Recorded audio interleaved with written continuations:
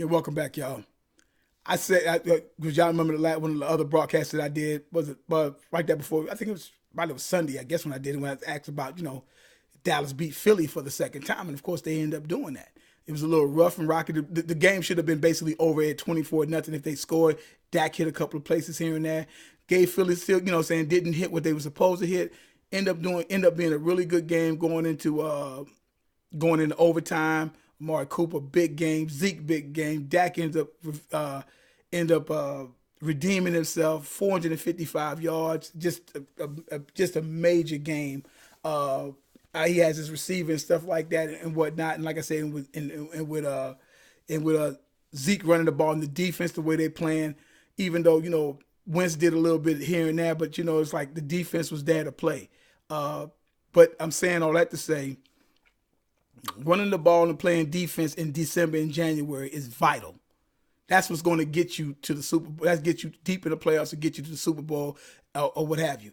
Those are one of the things I was like, and this is what I said. Starting back in the 2016 draft when Dallas drafted Ezekiel Elliott, I knew that was a change in the season that he had. That was a change. Kareem Hunt led the league last year in rushing, right? Zeke probably would have got that again, but Zeke had his little issues and stuff like that. Zeke's the leading rusher right now, and he has the leading yards from the whole yards from the line of scrimmage. Saquon Barkley's having a decent year and stuff like that or whatever, but with them it's a little too late right about now. But this is the thing, and this is what has happened over the past week, and it's a trend. And I talked about, and this is what I'm saying. And I was already saying this from last broadcast and whatnot. Anytime you have New Orleans that was almost scoring 40 points a game, Dallas got them down to 13-10. That was a good game. And like I said, Dallas could have actually scored if they wanted to down there in the end zone and stuff like that, but they just took a knee. Then the Bears beat the Rams 15-6 with Khalil Mack and all them guys over there. Trubisky it was 7 interceptions thrown that game. Goff threw 4, Trubisky threw 3. They'll holler about his shoulder, whatever like that, but they don't really have a quarterback. Right now they're 9-4. Right now they're the best team in the North. Okay? But they stopped, they completely stopped kill that whole thing with the Rams. Flustered them and everything and shut them down. Tackled hard, rushed him, intercepted, confused, all of the things that you do in that time, which leads me to say running the ball and playing defense. This is old school football. That reared its head. That's what beat New Orleans. That's what beat the Bears. Tampa Bay had it going on at 14-0 going into, I think, the second half until Tampa Bay just couldn't score no more, couldn't do anything. They get giving the ball back to Breeze, and he wasn't doing nothing until it's like, okay, then it's like, okay, they still giving us a chance because our defense is coming alive on them, which in turn, through that, you keep high-powered offenses off the field. Baltimore had Mahomes flustered until a few lucky breaks with them, fumbles being recovered back by that of Mahomes. They were on him. They sacked him a couple of times. He got knocked down quite a bit of times and whatnot. He made a couple of lucky throws and everything. He still escaped with a W. That's the way it's supposed to be. It might be a nice thing to see him and Lamar Jackson, in the future and stuff like that. But that's what I'm saying. But what did they do?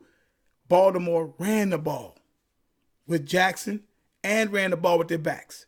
That's what they play action, try to do that type of thing there. That's what they've done and keep them guys off the field because that's the whole thing is to keep the ball through running and playing defense, play action, play ball, get it down the field, just like you see Dallas did. And like I say, Tampa Bay had it. Like I say, going to Baltimore lost. It wasn't until the late fourth quarter, going into the late fourth quarter, right? That that Kansas that Mahomes started really doing his thing again. You follow what I'm saying? So that's what I'm talking about right there. And like I said, that's old school football. That's what I'm talking about. That's what can win you championships. The running back is back in this game now, and that's going to make a big difference. That's how you stop high-powered offenses by keeping them off the field. But when you have them on the field, you got to be on the field with them. What you have to do is strong pass rush, great secondary play, and your linebackers and secondary have to tackle. And your main thing is knocking them dudes, is hitting them dudes. You see what Dallas did with Kamara and Ingram and and Breeze that a week or two ago. Kamara was never getting hit like that. They were on them guys. They was tackling them. It wasn't no shaking and baking and getting extra yards. Sure tackling, hitting them guys in the mouth. That's how you do high-powered offenses, because their whole intent is to shake and bake you, catch you, make you miss, break a tackle, get that extra yards and stuff like that. That's their key. And to the point of you just doing it so much till you're starting to wear them out. It's like you can't do it. He's catching the ball. This guy's catching the ball. That guy's catching the ball. It's a blur. So what has to happen is that you have to be a sure tackler, put pressure on the quarterback, and then have your offense come on and run the ball and keep them on the field, those high-powered offenses. That's how you win championship. That's being implemented now back into football.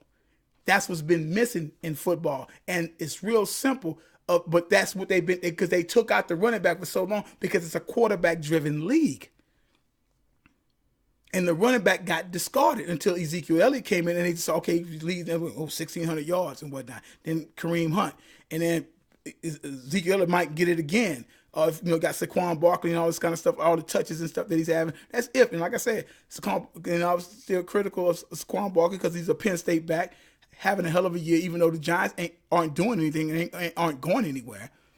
But we'll see what even happens with him. People say, oh, I told you so. I'm not taking anything from the kid.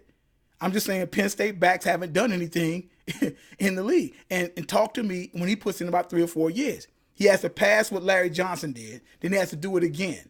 He has to pass what Kurt Warner did and do it again. He has to put in about 3 or 4 years of that type of football consistently to figure out that he's not going to be in that realm with them, because that's it. Your best backs out of Penn State basically has been Franco Harris and Lenny Moore. You're talking about anywhere from almost 40 to 50 years ago to almost 60 years ago. You see what I'm saying? So this is how long you talk about of a back that was like that. And and then in the midst of that, in between Larry Johnson and Franco, then you also had Lydell Mitchell, who had a pretty good pro career and stuff. But other than that, of all them guys that they had to come out, and I already did a whole show on them guys. But we'll see what happens with him. But he's showing proof. He's doing good. So that's if the Giants don't wear him out.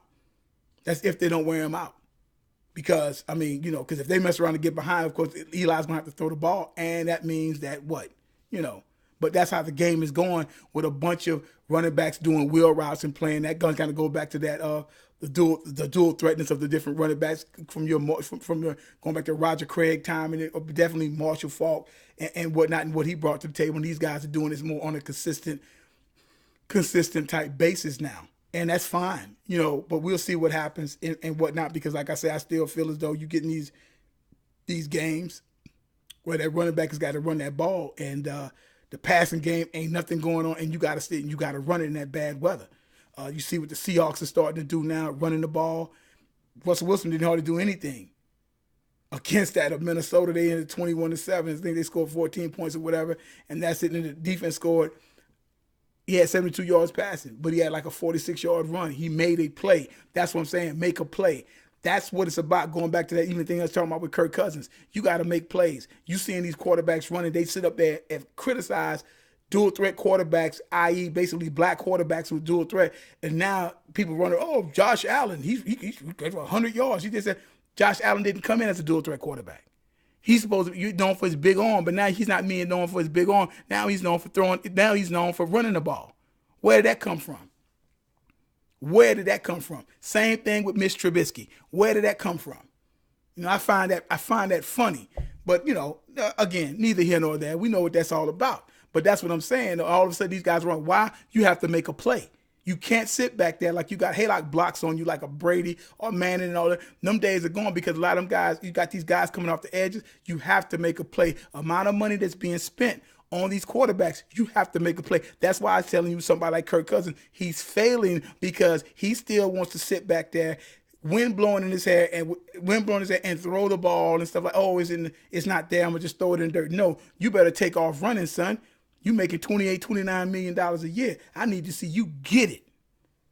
But you know, that's where it's at right now. But like I say, the running back is back, and I already talked about this before. That's what's gonna beat these high-powered teams. Good tackling, aggressive pass rushing, great tackling, and ball control that sets up the play action pass, and that's the remedy for them guys to sit up there and do this. And like I said, I'm gonna say it right now: the winner of the Super Bowl coming out of the NFC. It's coming out again. It's coming out of there again. So you heard it here first. You know, if you ain't hear it nowhere else.